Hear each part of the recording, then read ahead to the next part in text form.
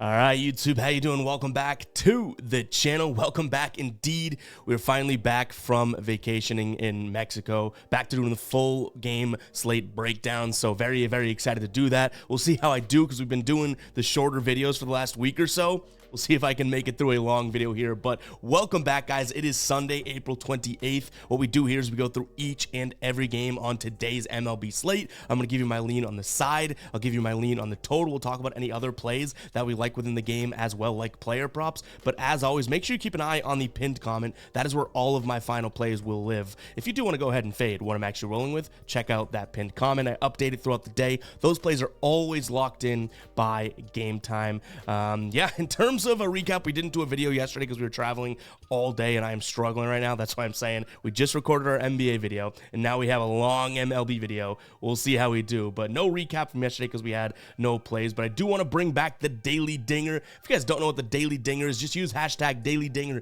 in the comments. Let me know one player you think is going to hit a home run today, and then come tomorrow's video, I'll pick one person that got it right and give you a shout out at random for using the hashtag Daily Dinger and getting it right. So use that in the comments. But yeah, no time to waste here or ramble on, even though I feel like we've done that. But let's jump into game number one. First, hit that subscribe button, hit that like button as well. Let's get rocking and rolling here. We're looking at the Baltimore Orioles taking on the Oakland A's. Albert Suarez on the mound for the Orioles here. In terms of how he's looked this season, a couple starts, honestly, looking pretty good. Went up against Minnesota and the Angels, but 5 2/3 in both of those, 0 earned runs, had 4 and 5 strikeouts.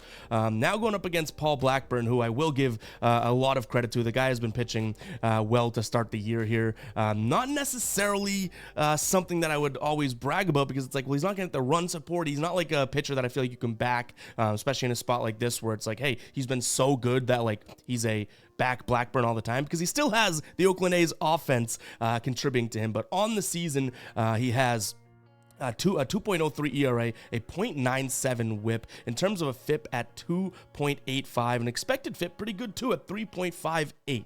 The problem is the bats for Oakland, like I just said. So I do think that this is going to be a lean towards Baltimore for me, even though you're paying a lot of juice. But we saw what can happen, you know, if the offenses are out there. Yeah, like last game, right? In their most recent meeting yesterday, it was a 7-0 win for Baltimore. That was Sears in the mound with Cole Irvin. Irvin won, I think, 7 innings, if I'm not mistaken. But nonetheless, it's like, yeah, I don't necessarily see anything that Suarez has done so far to say that he can't pitch deep into games against this Oakland team, who actually, to start the year, the worst team against right-handed pitchers when it comes to average, the third worst when it comes to WRC plus. And I can pop up our dashboard here, which is only free for a little bit longer. I think pretty soon we're going to transition this just to the members on the channel, but I'll put a link to this in the pinned comment, guys. Completely free for now to go ahead and check it out. But look at all this red.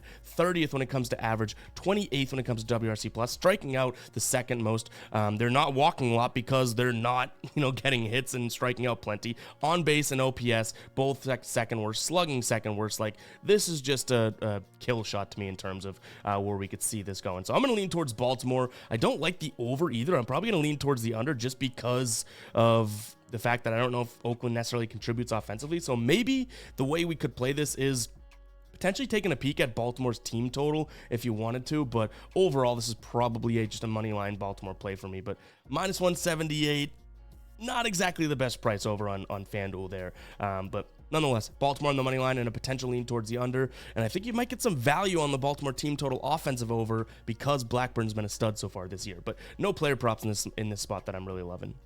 All right, next game, we have Atlanta taking on Cleveland here.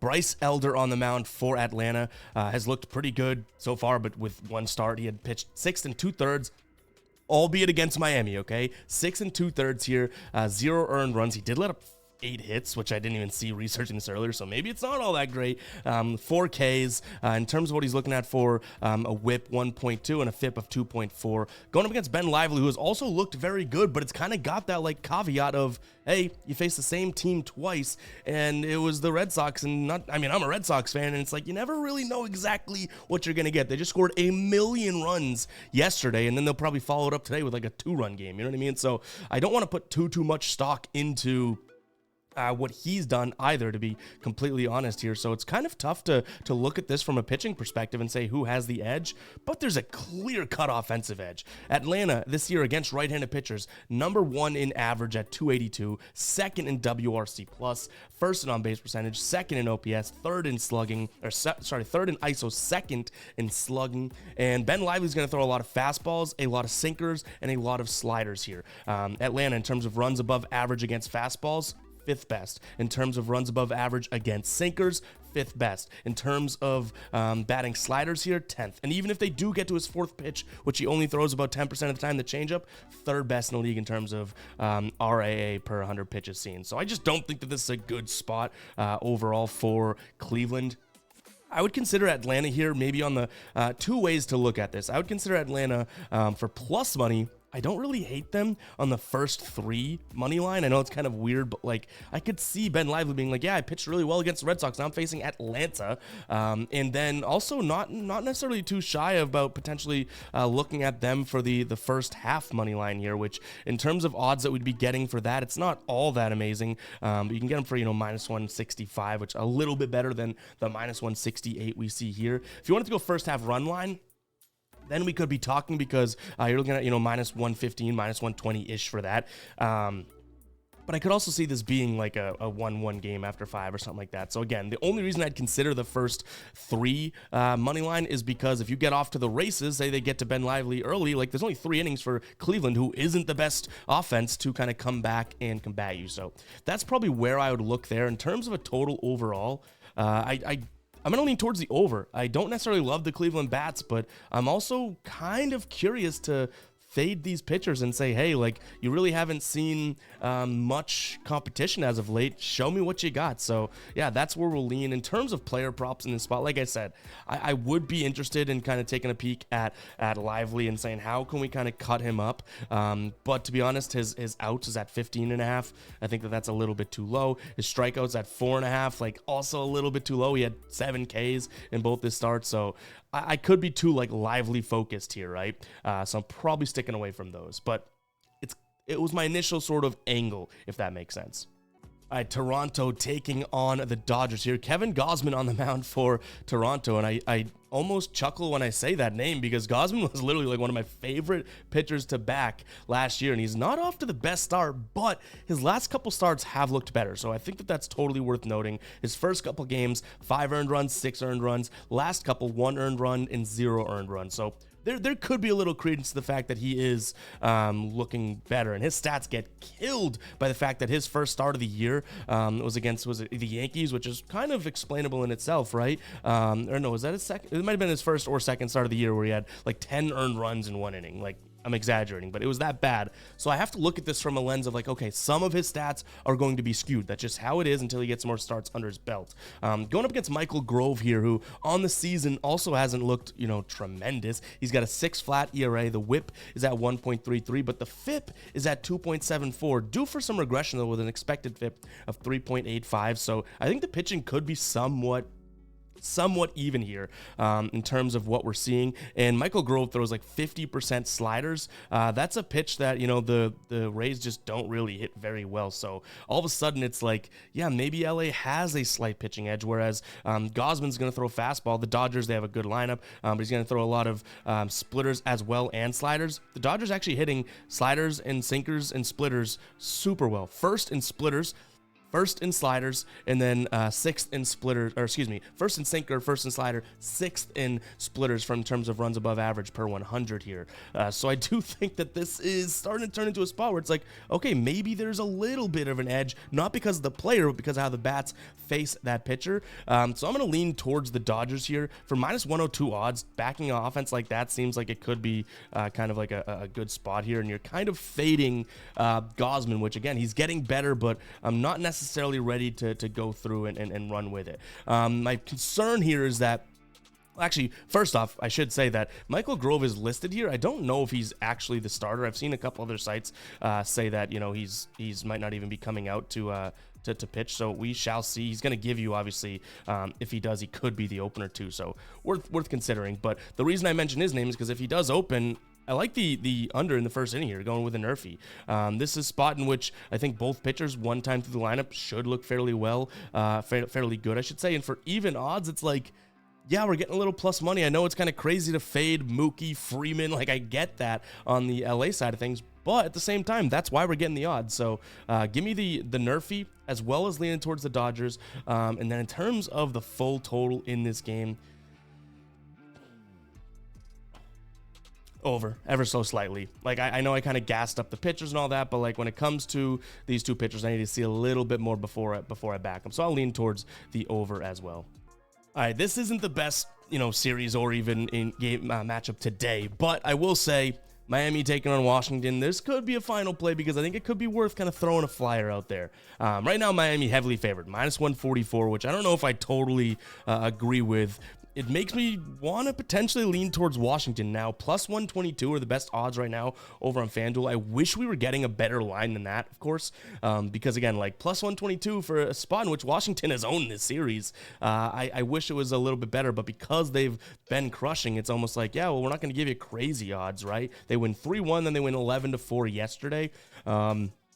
But I'll lean towards Washington. It's not the best spot, and I don't think Miami necessarily deserves to be sitting here as, -1, nearly 50 favorites when their offense. Let's flash to the dash for a second. Flash to the dash. That sounds awesome. But anyways, look at Ryan Weathers. Okay, he's had his ups and downs. I've ragged on him kind of like unnecessarily amount. But in terms of Miami against left-handed pitchers, like what are we seeing that looks good, right? Even when you look at them at home, like not all that great. The bullpen's worse, so. Yeah, I think I'm going to lean towards Washington here on the plus money play. In terms of the total, like this is where it's like, well, what? It's absolutely a bag of, a box of chocolates, I should say.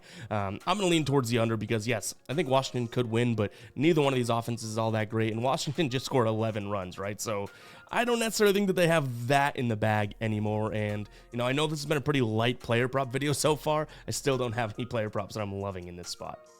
But guys, before we do move on to the rest of the games, I talk about player props, right? And I'm not really finding any right now. And what do I mean by I'm not finding any? Well, I'm over on Outlier, and this is by far and away my favorite tool when it comes to researching player props. And like I said, nothing jumps off the page. Nothing that I like is out there right now. That's because this is so good at analyzing plays. A lot of times you'll see a name and you'll see a line and you'll say, hey, I'm going to bet that, right? But why not look into it a little bit more? I'm on the player prop screen right now. We could say, hey, -140 might be our shortest odds that we like. But you can go through Alex Baum over 0.5 bases. He's done it in 7 straight games, right? What about on the season, head-to-head? You can go down and look at his matchup against the pitcher in the past, his matchup versus the pitchings that pitcher throws. Like, this type of stuff that I'm talking about, guys. You can also compare odds on here as well, but this is such a great tool that we use each and every day. And I know you're kind of like, wait a second. Are you trying to plug Outlier by saying you haven't found any player props this morning? And that might sound weird to you, but that's the thing. Like, green means good, red means bad. When I'm seeing a lot of red, it's kind of saying, hey, pump the brakes here. You don't need to pull the trigger on that player prop. And by not pulling the trigger on a player prop that was ultimately probably going to lose, you're saving some money. So when we do find those gems via Outlier, that is when we can pounce. Jose Altuve, right? Under 3.5 hits, plus runs, plus RBIs here. He's done that in every single game for the last, last 10 games here on the season. He's done it in 81% of games, going up against a left-handed pitcher here. So we want to look at what he does against left-handed pitchers. You can scroll down, easily look at all this stuff. Okay, yeah, his average drops a little bit. Like, all of a sudden, you're looking at some really cool stuff. So long-winded, but guys, go check out Outlier. Such a great tool. That link will be in the pinned comment. If you can understand how to drive a car, red means bad, green means good, you could probably profit with Outlier. And I have the proof in the pudding, right? We used Outlier for the entire NBA season and last year as well, but this is the first full season with it, and we were up 36 units in the NBA player prop category alone. So go check it out. 7 days free with the link in the pinned comment. Now let's go ahead and jump back into the rest of the games here. All right, Mets taking on the Cardinals here. As of right now, Mets slight favorites. This is a closer line than I probably would have thought overall, but nonetheless, due to the fact that we have Lance Lynn on the mound, who I guess you can make the argument, it's not a guess, has had a little bit of a better season here than Jose Quintana, but I think the equalizers is the Mets bullpen a little bit better here. And then we also have the Mets going up against a right-handed pitcher versus the Cardinals going up against a left-handed pitcher, and that's where the discrepancy is for me. Quintana here is going to throw a bunch of fastball sinkers and changeups. In terms of those pitches, first off, fastballs, St. Louis, the third worst and runs above average against that pitch. Lance Lynn is going to throw a bunch of fastballs and cutters, and the Mets sixth in both of those categories, or both of those pitch types. So I think that there's a little bit of an edge here to the Mets side of things, so I like that spot. And then in terms of a player prop, let's head back over to the outlier screen. I'm liking Paul Goldschmidt over 1.5 hits, runs, and RBIs. I don't mind his over 1.5 total bases for plus 150. I could see him getting extra base hit today. In fact, if we look at it from this perspective, so total base, you can see against Quintana, 13 plate appearances, 667 average, 615 on base percentage, a slugging of 1,083, 13 total bases in those 13 plate appearances, and 3 extra base hits. His average also jumps up almost 100 points there against left-handed pitchers, but that's why we might roll with his hits, runs, and RBIs, because you can see his isolated power and his extra base hit drops a little bit when it comes to that. So again, total bases, you're more thinking, he gets a double or something like that, whereas hits, runs, and RBIs could be a decent spot here to jump into for him, because his WRC plus is super, super high. So we can even get on base, come home, drive and run, that type of thing, and still have 1 base. So give me Paul Goldschmidt over, again, 1.5 hits, runs, and RBIs in this spot today. Other player props that we considered, this is because they do have some value in the same sort of vein. Brandon Nemo here, over 1.5 bases as well. That's for plus 130. This is a plus 110 play on most sports books. So just from a value perspective, I could see that being a move. When it comes to the total here, I know I'm leaning towards, looking at a couple players having their over hits, runs, RBIs, or over bases. So I could see some offense coming out today because, again, it's Lance Lynn and Quintana. Like, I don't necessarily believe in either one of these altogether. So give me the over in this spot as well. All right, Detroit hosting Kansas City. Tariq Screwball on the mound for Detroit, going against Michael Wacha. Screwball has been as just a real.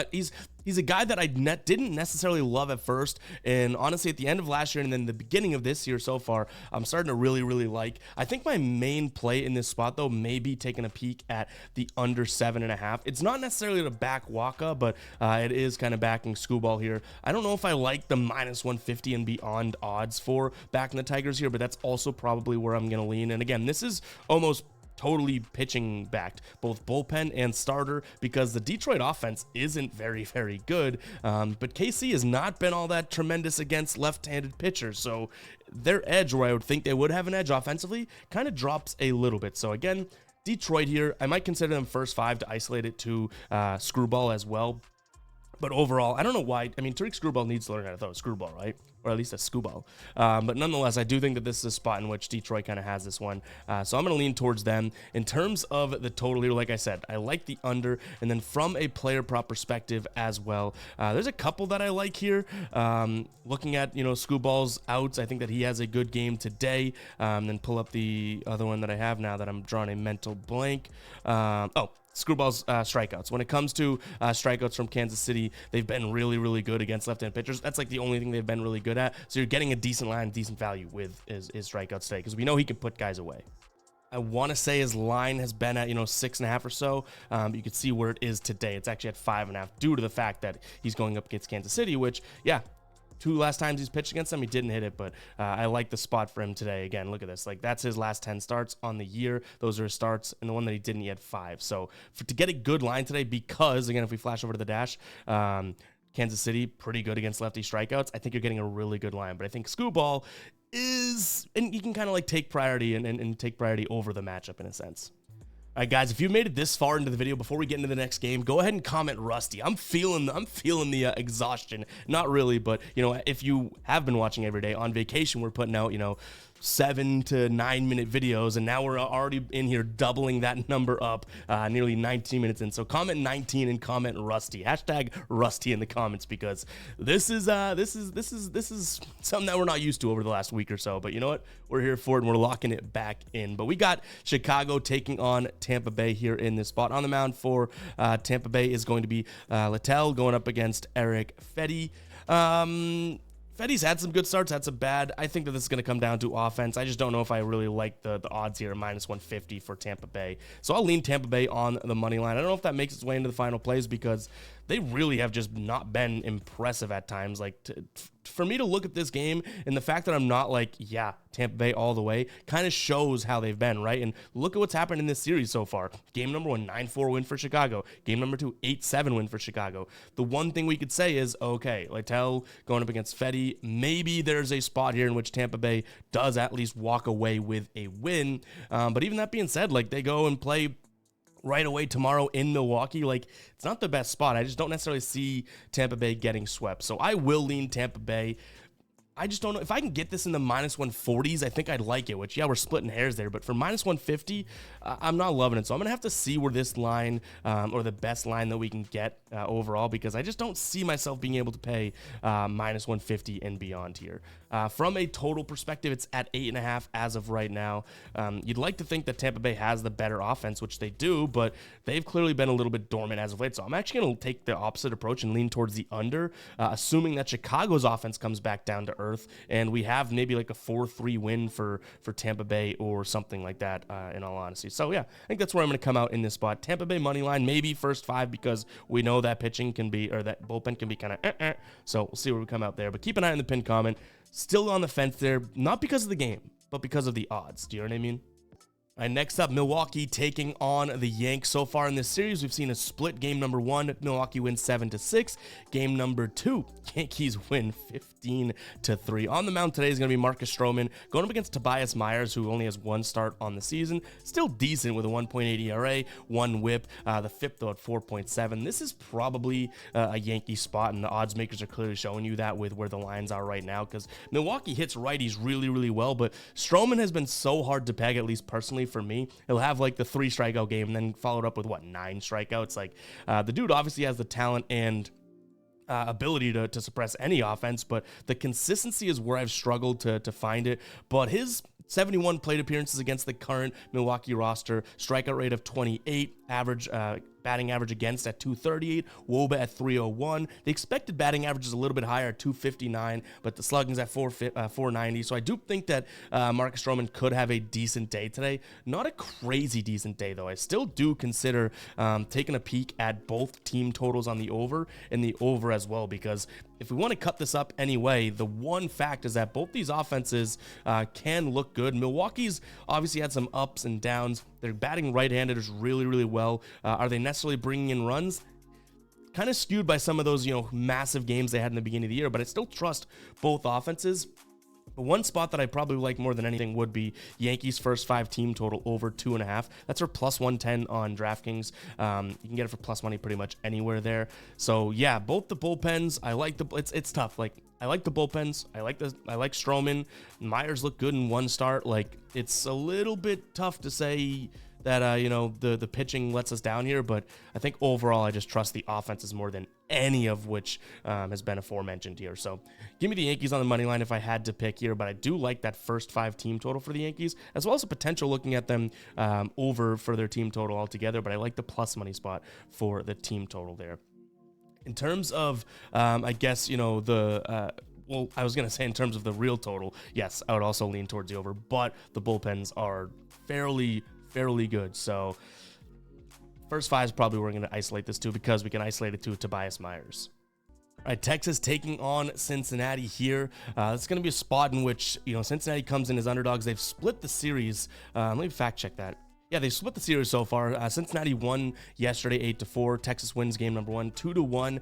The one thing that I think is a little bit of an advantage here, you have Andrew Abbott going up against Dane Dunning, but Andrew Abbott loves throwing the fastball, right? And Texas's offense, you think of as good and all that, but they haven't been that great against lefties to start the year. Definitely haven't been great against lefties at home.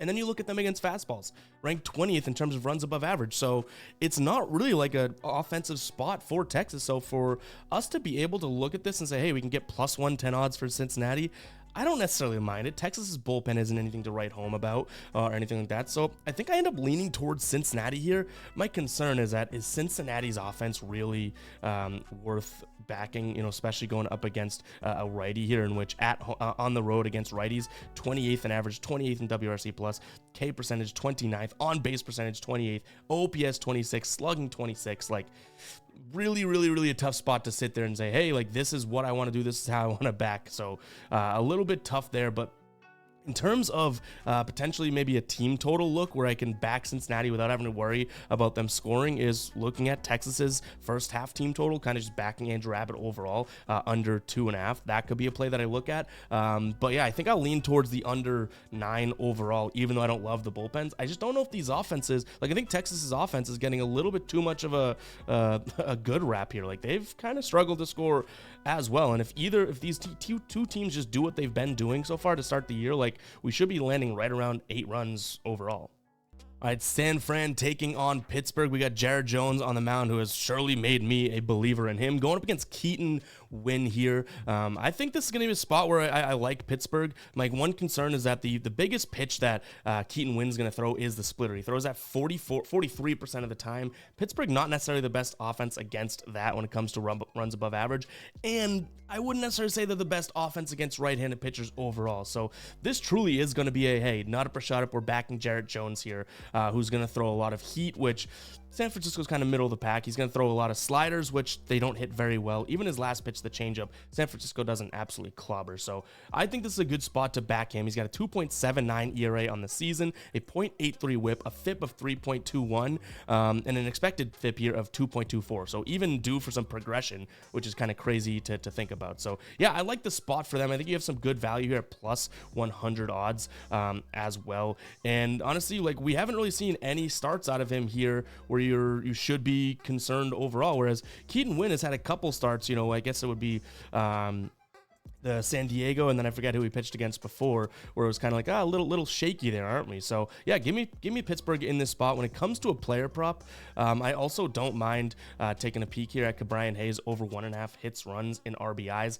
mainly because we're looking at Keaton Winn. So when I say that, keep in mind that we're looking at the pitcher, because Brian Hayes here, his average drops from 281 to 246 when he goes up against the righty. WRC plus drops as well, but this is a really good look. His home runs per 9 as Keaton Winn goes up. His WOBA goes up nearly 100 points. WOBA against. His batting average goes up 120 points, so I don't necessarily mind this spot for him. And this is a guy that has done this in 6 of his last 10 games on the season, 75% of games. So I think this could be a good little spot for him to be able to, have a hit and come in and score, or RBI, something like that. So again, Brian Hayes here over 1.5 hits, runs, and RBIs from a player prop perspective.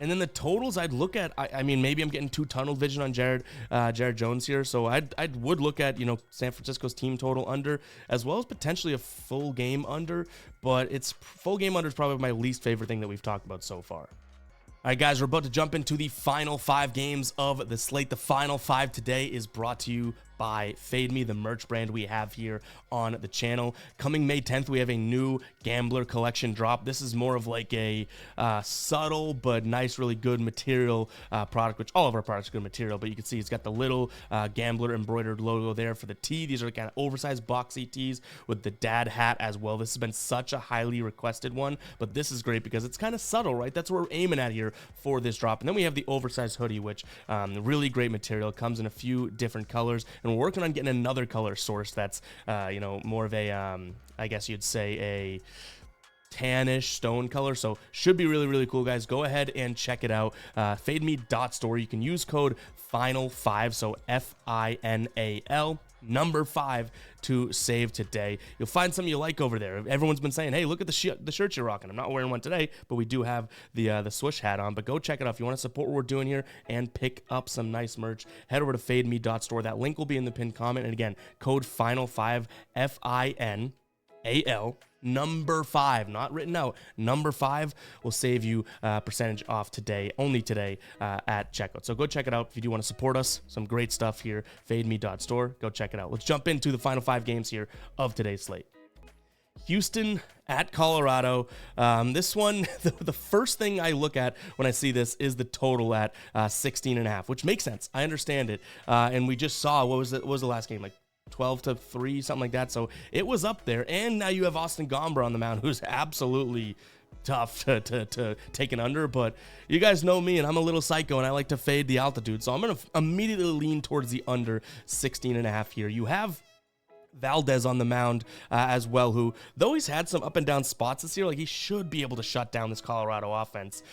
Colorado's numbers are going to look a lot better at home because they play at Coors. So, take that with a grain of salt. But Houston against left-handed pitchers, they should be able to put up a bunch of runs today. So I'll also lean towards them on the run line because that's the only thing that we're really going to get good odds for. But yeah, I mean, honestly, like I think that this is a spot in which 16.5 just seems like it's just a little bit too high. But, flash the meme of me saying it's a little bit too high and the score being 21-4 tomorrow. I could see that happening. But still, give me Houston -1.5 as well as the under here, 16.5. And I tell you, we definitely looked hard at this spot for some player props. And like I said, even the Jose Altuve one we looked at before, it's like all the numbers match, but it's tough to take some unders when you're looking at games being played in Colorado. So we kind of scratched that. But one spot I don't mind is Eleris Montero here over 1.5 bases. On Fanatics is your best bet here, -105. And then also Jose Abreu over 2.5 bases. That's kind of a flyer at plus 140 on FanDuel. So 2 player props that I'm not necessarily minding in this spot, keeping in mind where they're playing. All right, Angels taking on Minnesota here. Pablo Lopez. Also, why doesn't Pablo Lopez go by Pablo Lopez? Like the first 2 letters of his last name are the same as his. I don't know. Maybe that's kind of stupid. Going up against Reed Dietmers here, who is off to a good start, has a good season behind him here, and I don't necessarily hate him. I feel like I've been critical of him in the past. But I still think Pablo Lopez should be a good spot here. This is a Minnesota team that's offense has struggled, but against left-handed pitchers, they really haven't. 3rd best average, 4th best WRC+, 5th best on base, 5th best OPS. So the list goes on and on. For a -110 spot here, I like Minnesota overall. They have a better bullpen too, so this is going to be a spot where I like them. And Reed Dietmers is going to throw nearly 60% fastballs. Minnesota, #1 team. All the other pitches, in fact, let me just show you the dashboard. All the other pitchers that they see, they're not all that great against, right? Fastball just happen to be #1. A little low-key #1 there. So I do think this is a good spot to back Minnesota with their ace on the mound. In terms of a total, we're sitting at 8 right now. I feel like this game ends at 8-ish, so I'm going to lean towards the over because I can't really justify the under with, if Minnesota does happen to come out and score a decent amount of runs or that type of thing. So though it kind of hurts the idea that I'm backing Pablo Lopez, but we've seen this Minnesota offense kind of cook lately. Last 3 games, 9 runs, 5 runs, 10 runs. Tough to assume that they're going to go out there. That's last 3 against the Angels, actually. So it's 5, 6, and 10. It's tough to take an under when a team's offense is starting to cook, and the team's been cooking as well. From a player prop perspective, I don't mind looking at Luis Rengifo here over 0.5 hits. He's had 4 hits in his last 4 games, hit that in 3 of his last 4. But fading Pablo Lopez, I don't know if it's the best move, but I do think you're getting decent odds here right now for him to get 1 hit, -135 on FanDuel. Across other books, it's at the -170. So some serious value there when it comes to taking it on FanDuel. It's San Diego taking on Philadelphia. So far, Philly off to a good start in this series, 9-3 win, 5-1 win, so they've been definitely doing okay. Taijuan Walker making his season debut today. Obviously, we saw him a decent amount last year, and not necessarily the best of seasons, but he's going against Michael King, who also hasn't had the best season to start overall. I think that this is going to be one where I say, okay, anything can happen in this spot, and I understand that. Like, Phillies have been dominating. San Diego should be able to score runs today. I'm just going to lean towards the over and kind of call it that clean, nice, just go get runs. I don't care who scores runs, how they score the runs, go get the runs. So my favorite play in this spot is going to be taking the over 8.5. I don't trust Michael King, and Walker making his season debut. Like, San Diego should be able to put up some numbers. Right-handed pitcher, 4th this season in terms of average, 7th WRC+. They don't strike out a lot. Like, all this stuff kind of points towards a decent amount of runs being scored today. And you have a mediocre bullpen in San Diego and a pretty bad bullpen in Philly. So, yeah, I don't mind this spot. San Diego, their home games this year have gone over 57% of the times as well. So, yeah, give me the over, my main lean. And then because there's some unknown on the Philly side of things, I'll lean towards San Diego on the money line as well. All right, we got Seattle taking on Arizona. So, if you guys aren't aware, you probably are if you made it this point to the video because you've been watching these past couple weeks, but we're going to make a do not bet list, the 15-day do not bet list. We have graphics planned and everything like that. We're just kind of finalizing it. And Arizona was the team that kind of started it, right? If we just decided to do that with Arizona, right, in the last, I guess we probably did that the 22nd was the last time we pulled trigger on them. They've only won 1 game since, and they've been favored in a couple of those. So we would have been so profitable just being like, we're not betting them. We're just fading Arizona for the next, 15 days or something like that. We'll see how it turns out. But I guess we'll do the same here. Like, I haven't really seen anything in this series to say, say that they're worth backing. You know, this series so far, 1 run scored in both games. Seattle looks okay, and Logan Gilbert's on the mound. I would take him over Brandon Stat any day of the week. So yeah, give me Seattle here in this spot. The one thing I will say is Gilbert's going to throw fastballs. Arizona hits that well. He's going to throw cutters. They hit that well. He's going to throw sliders. They hit it okay, right? He's going to throw splitters. They hit that okay. So Arizona should, in theory, be decent against this, but realistically, the only way that I consider Arizona lately is against left-handed pitchers, and then even still, not so much, right? So give me Seattle in this spot. The only negative I guess I could say other than that, the pitching, is the fact that, like, are we going to look at a Seattle team that is going to sweep Arizona? Like, or does Arizona pull one out here, right? Both teams have a pretty bad look-ahead spot, too. They will be at home, but Seattle goes and plays a series against the Braves, and then Arizona has a series against the Dodgers. So this could be a spot in which it's like, yeah, we're thinking about that. Let's get through this. So I'm also going to lean towards the under.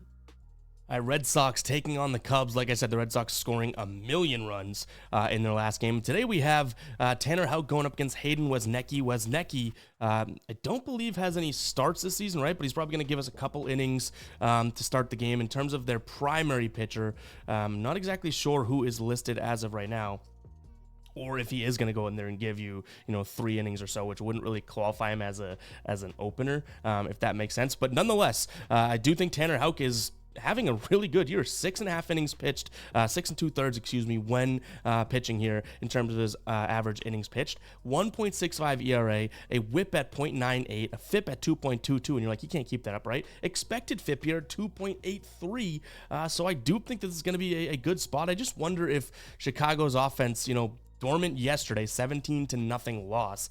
Do they come out and say, yes, let's bounce back in this spot? They easily could, because I do believe in that offense. But Tanner Houck here is pitching really well. He had the last game, I believe, was his complete game, right? Or was that 2 games ago? 2 games ago, I believe. But he still pitched well in his his last start. So I don't necessarily not trust him, and I think that the Red Sox should be able to potentially get to Wesnecky here. All of their numbers are going to be a little bit skewed because of last night, but for what it's worth on the season, right-handed pitcher, 7th best average, 9th best WRC+, 6th best OPS, ISO at 4th, slugging at 5th. So, yeah, 17-run game will probably skew your numbers this early in the season, but overall, pitching advantage, Red Sox. Bullpen, in my opinion, advantage, Red Sox. And batting advantage, Red Sox. Give me the Red Sox here on the money line. From a total perspective, I do think, and again, I'm a Red Sox fan, so I could be biased. I think Tanner Houck is going to kind of shut down this Cubs team to some degree, so I might consider them on the under, the Chicago Cubs, that is, through the first 5.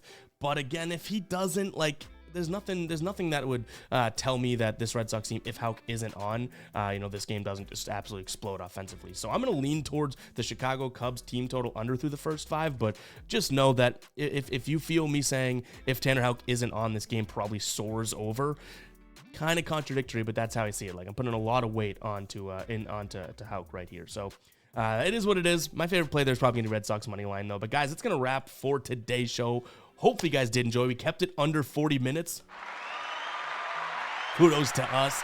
But man, oh man, we go from 7-minute videos to 40-minute videos. That's a switch up, but we've been doing this for years, so we're here for it, guys. Hopefully you guys did enjoy. If you did, to hit that like button, hit that subscribe button as well. Again, final 5 with the number 5 as a discount code over on fademe.store. We'll catch you guys in the next one, all right? Peace out.